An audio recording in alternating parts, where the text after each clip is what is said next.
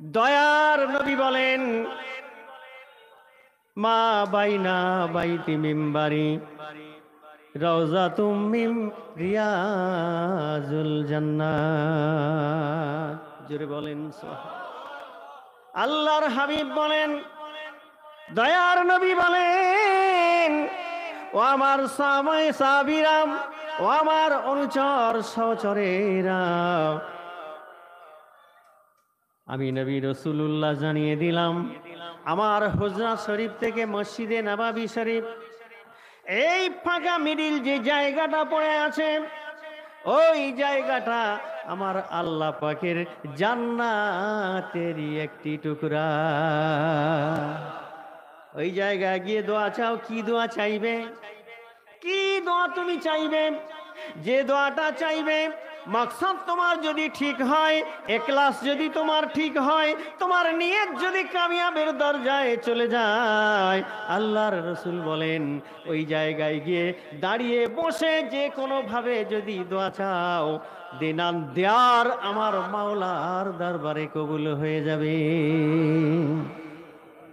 ও আমার ভাইয়েরা, যুবকেরা, জোয়ানেরা, দোয়া কবুলের শর্ত আছে। এমনি এমনি দোয়া কবুল হবে না। আমি মাওলানা সাহেব দোয়া করব, কবুল হতেও পারে নাও পারে। মুফতি সাহেব দোয়া করবে, কবুল হতেও পারে নাও পারে। মুহাদ্দিস দোয়া করবে, কবুল হতেও পারে নাও পারে। পীর সাহেব দোয়া করবে, কবুল হতেও পারে না হতেও পারে। কিন্তু আল্লাহ বলেন, ইন্নামা আকরামাকুম ইনদাল্লাহি আতকাকুম। যে ব্যক্তি বেশি বেশি মুত্তাকি আর পরেজগার হয়, তার দোয়া করতে দেরি হলেও কবুল হতে দেরি হয় না। আর জোরে বলেন না সুবহানাল্লাহ। এই আমার কথা, ব্যক্তিগত কথা বলছি। তাহলে কার দোয়া কবুল হবে? যিনি মুত্তাকি, যিনি পরেজগার। আমার মুর্শিদের দরবারের 4টি সবক আছে। একটা সবক হলো, তুমি যে সিলসিলা তরিকা মাযহাব করো না কেন, আমার কোনো সমস্যা নেই। তুমি আল্লাহর বান্দা নবী রাসূল যদি হয়ে থাকো, তোমার একটি কাজ আগে করতে হবে, বিনা কাজায় নামাজ আদায় করতে হবে। সমস্যা তো এই জায়গায়, মানুষ সব করতে পারে কিন্তু বিনা কাজায় নামাজ পড়তে কথা বলে না। বিনা কাজায় শয়তান ওই জায়গায় একটা বাহানা দিয়ে দিয়েছে। অনেক ফতোয়ার কিতাবেও আছে, কাজা নামাজ তো পড়া যায়, কিন্তু আমার মুর্শিদ তিনি এমন একজন মুত্তাকি, এমন একজন দিনদার, এমন একজন ইমানদার, তিনি বলছেন তুমি যখনই কাজার নিয়ত করবে, শয়তান তোমার প্যাক্ট হয়ে তোমাকে বরবাদ করবে, বারবার তোমাকে নামাজ কাজা করাবে। তুমি আজ থেকে আমার দরবারে বসে তওবা করো, আর এখান থেকে নিয়ত করো না, আল্লাহ তুমি যতদিন আমাকে হায়াতে জিন্দেগি রাখবে আমি নামাজ কাজা করব না। ইনশাআল্লাহ দেখবে তোমার নামাজ কাজা হবে না। বলুন সুবহানাল্লাহ। নিয়ত করতে হবে, নিয়ত করব না, বাহানা লাগাবো। এখন তো মানুষ এমন হয়ে গেছে, একটু মসজিদের ইমাম সাহেব বা মাওলানা সাহেব যদি একটু ফতোয়া দিয়ে ইবাদত কমানোর কথা বলে, বান্দা খুশি হবে না? হবে না? এক কথা বলে না, খুশি হবে না? এখন 5 ওয়াক্ত নামাজের জায়গায় যদি হঠাৎ করে কোনো মুফতি সাহেব ফতোয়া দিয়ে দেয় যে 2 ওয়াক্ত মাপ, 3 ওয়াক্ত পড়লে চলবে, বান্দা তো লাফাবে। এই জন্য সালেহীন যারা, নেককার যারা, তাদের কাছে ফাঁকি দেওয়ার কোনো সুযোগ নেই। তুমি যদি প্রকৃত আল্লাহর দরবারে দণ্ডায়মান হয়ে জবাবদিহি করতে চাও, করতে তোমাকে অবশ্যই হবে। আর এই জগৎটা ছাড়ার পর একটি জগৎ আসবে, যেটা মৃত্যুবরণ করে কবরের জগৎ। ওই কবরে তুমি নাজাত এমনি পাবে না। ওখানে যাওয়ার আগে তুমি কিছু এই দুনিয়ার জমিনে, আর দুনিয়া মাজরাতুল আখিরা, এই দুনিয়াটা হলো আখিরাতের বাগান বাড়ি। এখান থেকে ফসল কামাই করো, খাও দাও, মস্তি করো, আর আমার ইবাদত বন্দেগী করো। তবে খাঁটি মনে করো, হালাল মাল খেয়ে যখন তুমি আমাকে ডাকবে একবার, আমি আল্লাহ কথা দিচ্ছি তোমার ডাকে সাড়া দেব 70 বার। হালাল মাল খাবো না, যেখানে পাবো সেখানে খাবো। আমি মাওলানা সাহেব কাউগাছি বাজারে এসে নামলাম, কাউগাছির মানুষ আমাকে ভালোবাসে। মাওলানা সাহেব অনেকদিন পরে এসেছে, হাত ধরে গলির মধ্যে মিষ্টির দোকানে নিয়ে, মাওলানা সাহেব কি খাবেন? কোল্ড ড্রিঙ্কস, বড় বড় রসগোল্লা, মিষ্টি দই, টক দই, পান খাবেন, চা খাবেন। পরহেজগার ব্যক্তি যদি সে হয়ে থাকে, তার ভিতরে যদি তাকওয়া থাকে, আল্লাহ বারবার বলছেন ইত্তাকুল্লাহ, আমাকে ভয় করো। এই তাকওয়া যখন ওই আলেমের ভিতরে থাকবে, শুধু আজান গাছী রহমতুল্লাহ আলাইহি বলে নয়, যে কোনো আলেমের কাছে যখন এই তাকওয়াটা পরিপূর্ণ থাকবে, ইনশাল্লাহ তখন সে ওই পীর ভাইয়ের হাতটা ধরে মোসাফা করে তার সঙ্গে সালাম কালাম বিনিময় করে বলবে, ভাই আমার শরীরটা খুব একটা ভালো না, আমি মিষ্টি খাবো না, আমি কোল্ড ড্রিঙ্কস খাবো না, এগুলো খাবো না। আল্লাহ তাআলা বলছে তোমার ঈমান রক্ষা করার জন্য তুমি একটা বাহানা তালাশ করো। আর যদি তুমি ওই ব্যক্তি সম্পর্কে তার ক্যারেক্টার, তার বাড়ির ক্যারেক্টার, তার আয় ইনকামের প্রতি যদি পরিপূর্ণ তোমার ভরসা থাকে এবং তুমি যদি জানো তার ইনকাম ঠিকই আছে, ব্যাংকের সঙ্গে কোনো লোন নেই, তার বিবি বন্ধন করে না, সাহারা করে না, তার ছেলে মেয়েরা সবাই নামাজ কালাম পড়ে, তাহলে তুমি নিঃসন্দেহে ওই পীর ভাইয়ের মাল গ্রহণ করতে পারো। এত বাছাই করা যায়? এখন বর্তমান আলেমরা বলে এত বাছাই করে চলা যায়? ভারতবর্ষে সুদ আম, আর আপনি এত কথা বলেন। আমি তো আমার কথা বলি না, আমার মুর্শিদ তো তার কথা বলে না। তিনি পরেশগার।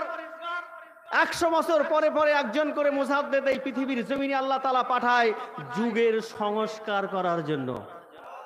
আরো জোরে বলুন, সংস্কারটা কি করবেন? তিরপলে ময়লা আছে, এর মধ্যে বসা যাবে? কথা বলে না। বসা যাবে কি? যাবে না। তাহলে এটাকে পরিষ্কার করতে হবে।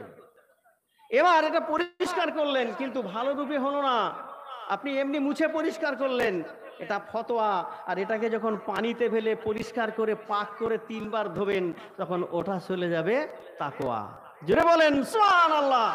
আল্লাহর ওলি হযরতে ইমামে আজম আবু হানিফা রাহমাতুল্লাহ আলাইহি হুজুর আবার মুরিদ শাগরেদদের নিয়ে কোনো একটা দরবারে তিনি চলছিলেন, যা রাস্তায় কাদামাটি রাস্তা, বর্ষাকাল ছিল। হুজুর আমার যেতে যেতে যেতে যেতে হঠাৎ করে একটু ওই রাস্তার কাদার ছিটা হুজুরের পিরানের মধ্যে, জামার মধ্যে লেগে গেল। আল্লাহর ওলি তার ভক্ত মুরিদদের সম্মুখে বললেন, বাবা একটু পানির ব্যবস্থা করো, রাস্তার ময়লা কাদা আমার জামার মধ্যে লেগে গেছে। ভক্তরা পানি জোগাড় করলেন, হুজুর তাদের সামনে 3 বার ধুলেন।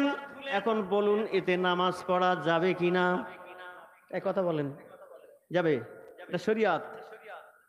হুজুর 3 বার ধুলেন, তাদের নিয়ে নামাজ কালাম পড়লেন, গন্তব্যে গেলেন।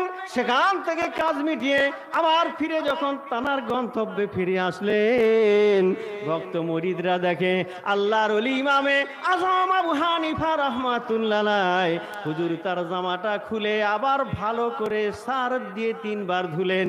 মুরিদদের মনের মধ্যে কৌতূহল জাগলো, ও আল্লাহর মাহবুব বান্দা, ও ইমামে আজম আবু হানিফা রাহমাতুল্লাহ আলাইহি হুজুর আপনি 3 বার ধুলেন, আপনি তো ফতোয়া দিলেন এতে নামাজ পড়া যাবে, কোনো সন্দেহ নাই, অসুবিধা নাই। এরপরে আবার আপনি এসে এত ভালো করে সার্ফ দিয়ে ধুলেন কেন?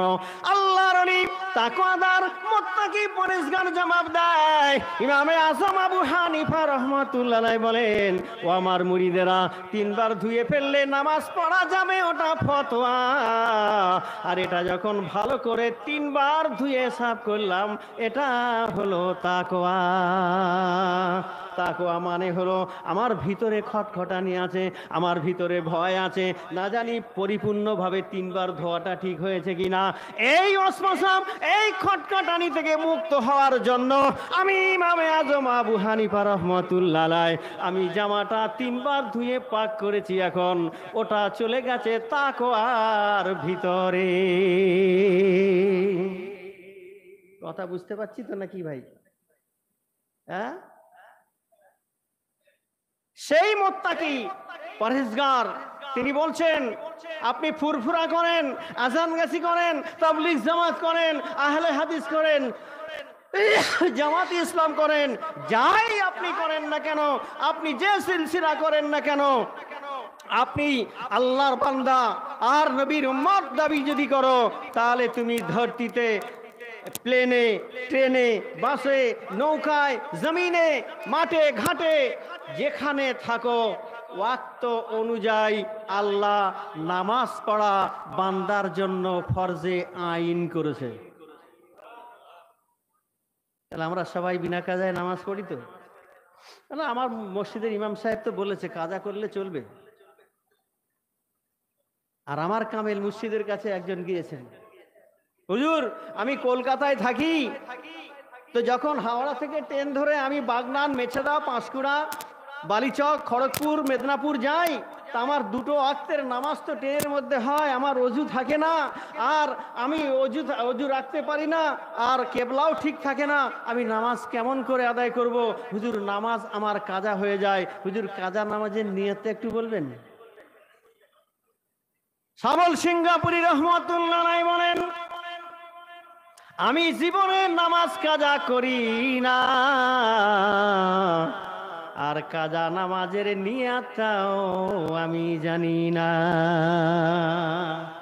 আমার ভাইয়েরা একটু ভালো করে কথাটা শুনে রাখেন, একিন দিল দিয়ে আপনারা বলবেন, এরকমের নিয়ত যদি কোনো মোমেন যদি খাঁটি নিয়ত করে ফেলে, বলুন ওর জীবনে কি কোনো দিন নামাজ কাজা হবে নাকি? এই কথা বলে না। হযরতে আমিরুল মুমিনিন ওমর ফারুক রাদিয়াল্লাহু তাআলা আনহু একদিন তার নামাজ কাজা, নামাজ তার কাজা হয়ে গেল। শয়তান খুশিতে বাগবাগ, আজকে আল্লাহর নবীর সাহাবীকে আমি নামাজ কাজা করে দিয়েছি, নামাজ কাজা করে দিয়েছি। নবীর সাহাবী আমিরুল মুমিনিন হযরত ওমর ফারুক রাদিয়াল্লাহু তাআলা আনহুর মতো ব্যক্তির নামাজ কাজা। শয়তান এত খুশি, আমিরুল মুমিনিন নামাজ কাজা হয়ে যাওয়ার কারণে ঘরের দরজা বন্ধ করে দিলেন, জানালাখানা বন্ধ করে দিলেন। ওই ঘরের মধ্যে এত রোনাজারি, এত কান্না সেজদায়, ও আমার আরশের মালিক, আমার জীবনে একটা ওয়াক্তের নামাজ তো কাজা হয়ে গেল। এই কাজা নামাজ আমি শোধ করব কবে? এত কান্না কাঁদে আমিরুল মুমিনিনের। এই কান্নাটা আমার আল্লাহ তাআলা কবুল ও মঞ্জুর করে নিলেন। জোরে বলুন সুবহানাল্লাহ। আল্লাহর দরবারে তার রোনাজারিটা কবুল হয়ে গেল, তার আত্মনাদটা কবুল হয়ে গেল। আল্লাহ তাআলা জানিয়ে দিল, আমিরুল মুমিনিন ও ওমর ফারুক রাদিয়াল্লাহু তাআলা আনহু, যাও তোমার মনের তামান্না, তোমার দিলের ইরাদা কেউ জানে না, আমি জানি। নামাজ কাজা যেটা হয়েছে আমি আল্লাহ কবুল করে ডবল বেশি সওয়াব দান করলাম। এখন শয়তান বেজার না খুশি? হ্যাঁ, বেজার না? শয়তান লাফাচ্ছে, নামাজ তো কাজা করে দিলাম, কিন্তু আল্লাহ তো সওয়াব বেশি দিল। পরের দিনকে ফজরের আগে শয়তান গিয়ে আমিরুল মুমিনিনকে ডাকছে, ও আমিরুল মুমিনিন উঠে পড়ো। বলছে তুমি কে? বলে আমি খান বাহাদুর ইবলিস। বলে কি ব্যাপার, আমাকে ডাকিস কেন? বলছে ফজরের নামাজটা আদায় করে নাও। বলছে তুই মানুষকে ধোঁকা দিস, তুই কেন আমাকে নামাজ পড়ার জন্য ডাকিস? বলছে তোমার নামাজ যদি কাজা হয়ে যায় আল্লাহ বেশি সওয়াব দেবে, এটা আমি চাই না, এই জন্য নামাজ পড়ে নাও। কিছু বুঝতে পারলাম না, কি পারলাম না? আল্লাহর নবীর সাহাবীরা তারা এত রোনাজারি করতেন। আমার ভাইয়েরা, দিনকে তারা এত মজবুত করে ধরেছিল, আল্লাহর দিনকে এত মজবুত, তাদের জীবন চলে যাবে কিন্তু তাদের একটাও ইমান থেকে, ওই মজবুতি থেকে তাদের একটা পাও সরানো যেত না।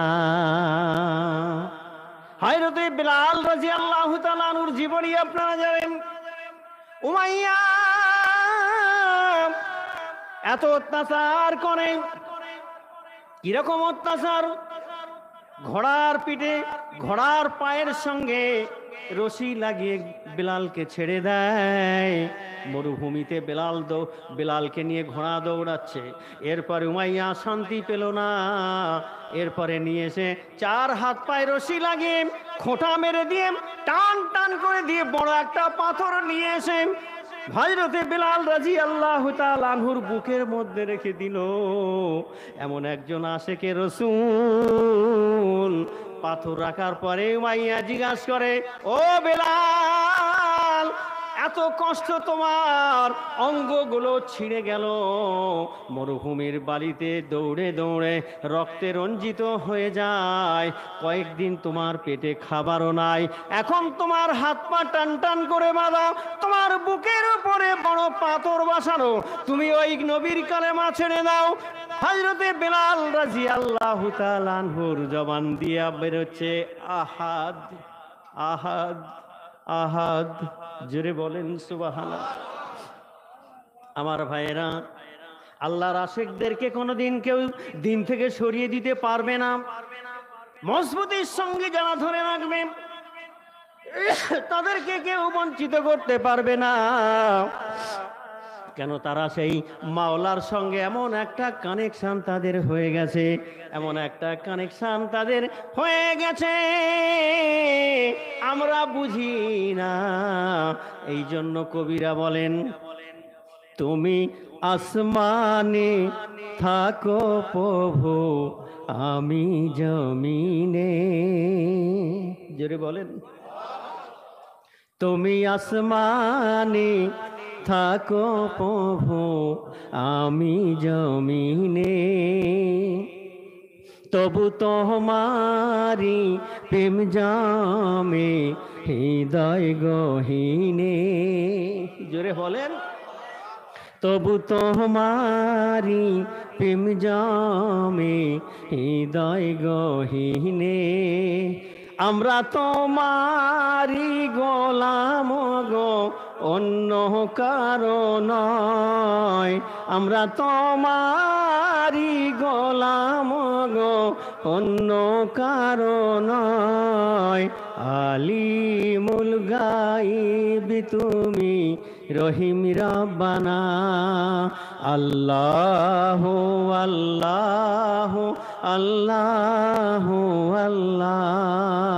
আল্লাহ আল্লাহ আল্লাহ আল্লাহ। তুমি আসমানে থাকো প্রভু, আমি জমিনে, তবু তোমারি প্রেম জমে হৃদয় গহীনে, আমরা তোমারি গোলাম গো, অন্য কারো নয়, আমরা তোমারি গোলাম গো, অন্য কারো নয়। আলিমুল গায়ব তুমি, মালিক রব্বানা, আল্লাহ আল্লাহ আল্লাহ আল্লাহ আল্লাহ আল্লাহ আল্লাহ। আমার ভাইয়েরা, যুবক জনেরা, আল্লাহর আশিক যারা হয়ে যায়, আল্লাহর মাজলুম দিবানা যারা হয়ে যায়, আশিক আর মাসুকের সম্পর্ক যখন গাঢ় হয়ে যায়, তখন ওই আশিক মাসুককে পাওয়ার জন্য তার সামনে যখন খানাটা দেওয়া হয়, মাসুক তখন আশিকের জন্য ওই খানার মধ্যে তালাশ করে। আমার ভাইয়েরা, বিছানায় যদি সে গোড়াতে যায়, সেখানেও তালাশ করে আমার মালিক। যখন সে ইবাদত করে, তখনও তালাশ করে আমার মালিক। হাদিসে কুদসির মধ্যে বর্ণনা করা হয়েছে, এরকমের আশিক যারা হয়, আমার দিবানা যারা হয়, হাদিসে কুদসির মধ্যে আল্লাহ পাক রব্বুল আলামিন নিজেই বয়ান করে বলছেন, এরকম আশিক যখন জমিনের মধ্যে হাঁটা চলা করে, ও দুনিয়ার মানুষ জেনে রেখে দাও, ওই বান্দা, ওই আশিক বান্দার চলাটা আর তার পায়ে চলে না, আমি আল্লাহর কুদরতি পায়ে চলে। আমার বান্দা হাত দিয়ে তার হাত দিয়ে ধরে নাম, আমি আল্লাহ আমার কুদরতি হাতের দ্বারায় ধরে। আমার বান্দা জবান দিয়ে যে কথাটা তোমাদের কাছে ইউজ অ্যান্ড থ্রো করে, তোমাদের কাছে বলে, ওটা তার কথা নয়, আমি আল্লাহ আমারই কুদরতি জবান দিয়ে বলে। আমার বান্দার যে কানটা দিয়ে শোনে, ওই কানটাও তার নয়, আমি আল্লাহ আমার কুদরতি কান। বান্দা যখন চোখ দিয়ে তোমাদের দিকে দৃষ্টিটা নিক্ষেপ করে, ও দুনিয়ার মানুষ জেনে রেখে দাও, আমার বান্দার দৃষ্টিটাও আমি আল্লাহ আমারই কুদরতি নজর দিয়ে দেখে। জোরে বলুন আমার ভাইয়েরা। এই জন্য যারা আল্লাহর আশেক হয়ে যায় তাদেরকে কোনো অবস্থায় দিন থেকে সরানো যায় না। বুকের উপরে পাথর চাপানো সুমাইয়া রাদিয়াল্লাহু তাআলা আনহার গুপ্ত অঙ্গের মধ্যে বর্ষা ঢুকিয়ে দেওয়া হলো, তারপরেও আমার মালিক আল্লাহর নাম ছেড়ে দেয় না। জোরে বলুন সুবহানাল্লাহ। হযরত ইমাম হোসেন রাদিয়াল্লাহু তাআলা আনহু কারবালার ময়দানে এজিদের নেতৃত্বে সীমার বুকের মধ্যে তরোয়াল চালালেই গর্দানটা কেটে বডি আলাদা, মাথাটা আলাদা হয়ে যাবে। এরপরেও ইসলাম জিন্দা হোতা হ্যায় হর কারবালা কে বাদ।